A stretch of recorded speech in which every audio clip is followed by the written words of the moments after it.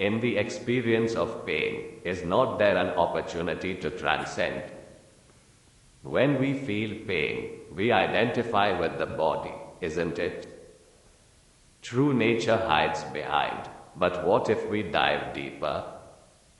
Pain is a sensation, coming and going, while awareness, our true self, remains.